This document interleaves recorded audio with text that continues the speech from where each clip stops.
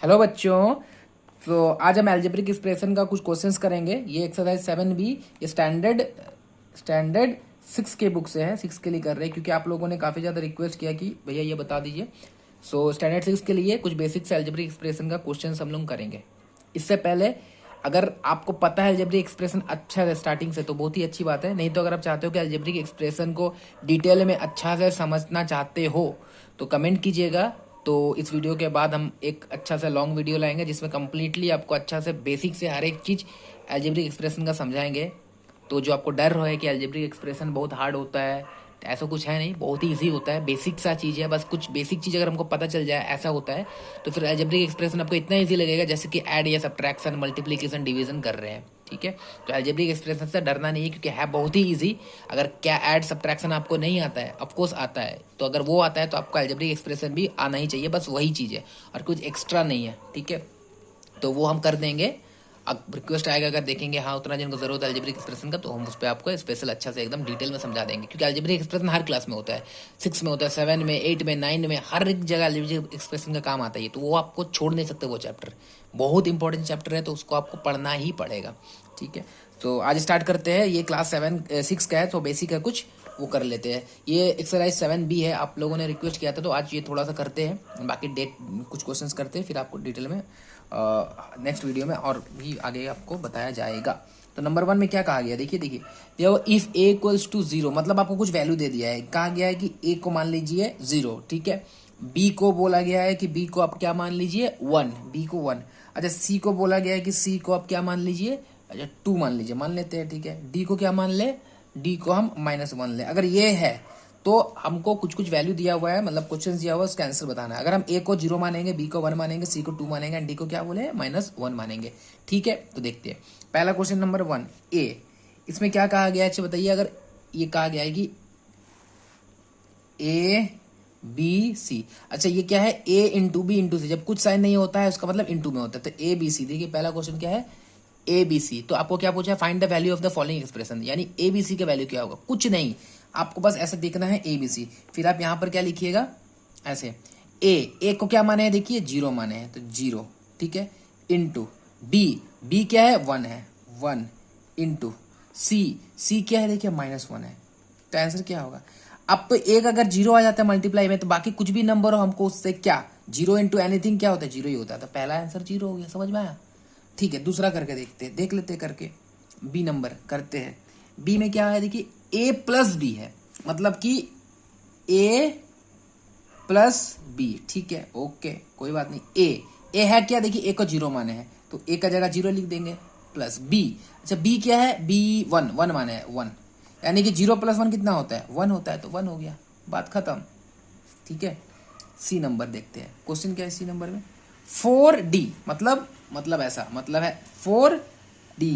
इसका मतलब हुआ 4 इंटू डी। अच्छा डी को क्या माने, यहाँ डी को तो -1 माने है, मतलब -1।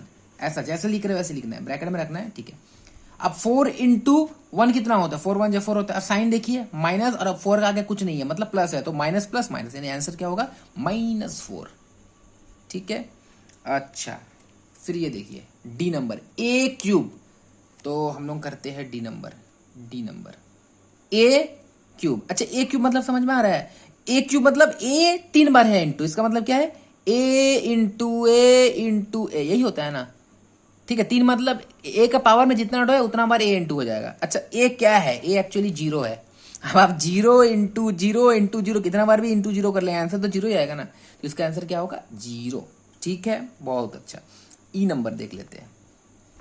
ई नंबर क्या है, ई है D⁻³ है, देखते हैं करके। मतलब D का पावर 3 यही है ना, तो D का पावर 3 मतलब D क्या है देखिए -1, मतलब -1 का पावर 3, यही बात है ना, -1 का पावर 3। इसका मतलब देखिए -1 इंटू फिर से -1 इंटू फिर से -1। अच्छा ये ब्रैकेट में क्यों दे रहे पता है, ताकि साइन में कभी गलती ना हो। या -1 को ऐसे ही लिख दे, अगर +1 में रहता तो ब्रैकेट नहीं देता, माइनस के साथ दे दिए। ठीक है, अब मेरा बात ध्यान से सुनिए। देखिए 1 इंटू 1 कितना होता है, 1 1 = 1 और 1 1 = 1, ये तो 1 ही होगा। अब साइन का साथ देखना है, क्या देखिए माइनस माइनस क्या होता है, माइनस माइनस प्लस होता है। ठीक है, फिर प्लस माइनस क्या होता है, प्लस माइनस माइनस होता है। ओवरऑल इसका आंसर होगा माइनस। ठीक है। अब एक आप याद रखिए कि अगर यहां पर ऐसा करके इसको नोट कर लीजिए, क्या किसी नोट, NOT, और रुपया वाला नोट, ठीक है। नोट करना है, क्या नोट करना है, अगर पावर जैसे कि a का पावर 3 हो या a का पावर 5 हो, मतलब कुछ भी अगर हो, तो अगर माइनस के साथ है तो नेगेटिव होगा, नेगेटिव होगा। अगर नेगेटिव नंबर है तो नेगेटिव होगा, ठीक है। लेकिन a का पावर अगर इवन है, मतलब ऐसा कीजिए सब, तो ये क्या हो जाएगा, पॉजिटिव हो जाएगा, ऑलवेज पॉजिटिव। मतलब जैसे कि अगर मानिए कि -2 होता और पावर में इवन 2 होता, तो ये इवन है, तो ये पावर इवन में है ना, तो आंसर हमेशा क्या होता, प्लस में ही होता, 4 हो जाता। लेकिन अगर -2 है और पावर में 3 है, तो इसका आंसर क्या होता, अगर ये ऑड नंबर है, 3 ऑड है ना, तो ये पावर में आंसर हमेशा नेगेटिव में ही होगा, माइनस में ही होगा।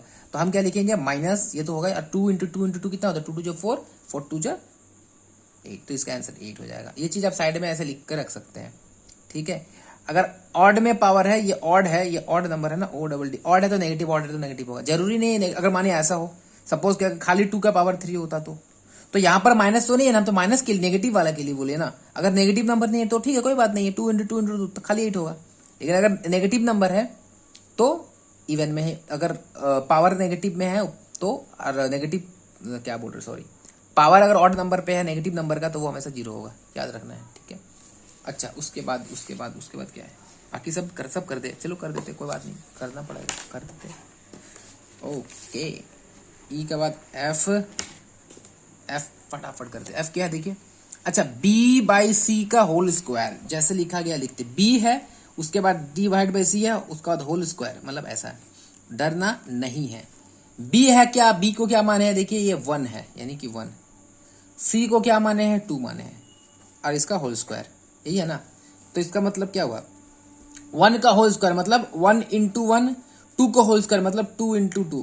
क्या इसको ऐसे लिख सकते हैं, हाँ लिख सकते हैं, क्यों नहीं लिख सकते, लिख सकते हैं। तो 1 इंटू 1 1, 2 इंटू 2 4, यही हो गया आंसर, समझ में आ गया क्या।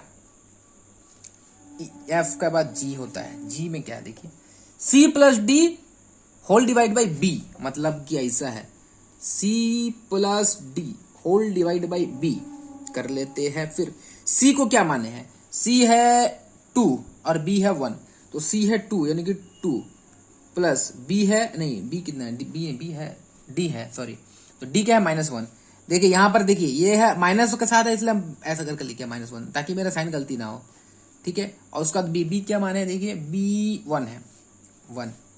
अब देखिए यहाँ पर ये चीज देखिए, 2 प्लस माइनस -1, और ये 1, 2 - 1 1, और 1/1 अगर हो तो हम डायरेक्टली 1 आंसर लिख सकते हैं, ठीक है, बहुत अच्छा। उसके बाद जी के बाद एच यही लिखते हैं, जगह दिख रहा है, हाँ लिख देते हैं ना, एच क्या है देखिए, 2AC divide by B, 2AC divide by B, ठीक है। 2 इंटू ए है 0, अरे 0, वाओ 0,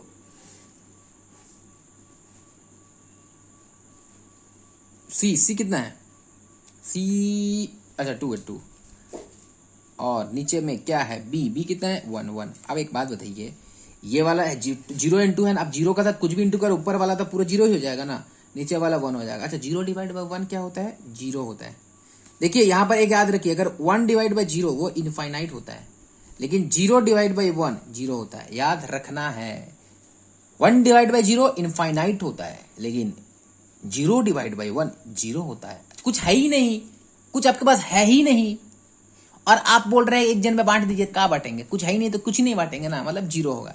लेकिन मानिए आपके पास एक है, और अब किसी में मत बांटिए, किसी में मत बांटिए, ठीक है, नहीं बांटना है तो आपके पास, तो इसका आंसर इनफाइनाइट होता है, याद रखना है, ठीक है। एच हो गया, आई और जी यहीं पर कर देते हैं, कर दे रहे ना, एक ही पेज में हो जाएगा।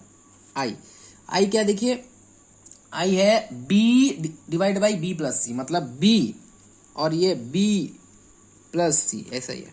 अच्छा, बी कितना है देखिए, तो बी है 1, ठीक है, बी है 1 डिवाइड बाई 1 प्लस सी कितना है देखिए, तो सी है 2। अरे वाह, ये तो ऐसे ही हो गया, इसका मतलब हम ये 1 1 हो गया, और 1 + 2 3, यानी कि ये 3 हो गया, तो आंसर हो जाएगा 1/3, ठीक है। आई के बाद क्या, जे, एक तो लास्ट है जे कर देते हैं। जे है हाँ, A by B, A by B. अच्छा ए क्या था, ए तो 0 है, बी क्या है, बी 1 है। अब 0 डिवाइड बाई 1 इज 0 आंसर। ठीक है, तो ये कर दिया एक्सरसाइज 1 का क्वेश्चन, मतलब क्वेश्चन नंबर 1 जो भी ये कर दिया है। ठीक है, और नेक्स्ट वीडियो में करेंगे इसका क्वेश्चन नंबर 2। बहुत मजा आया क्वेश्चन नंबर 2 करने में, ये थोड़ा बड़ा हो गया, 10 मिनट का हो गया। ठीक है, चलो और कुछ पूछना है तो मैसेज कीजिएगा, तब तक के लिए चलो बाय।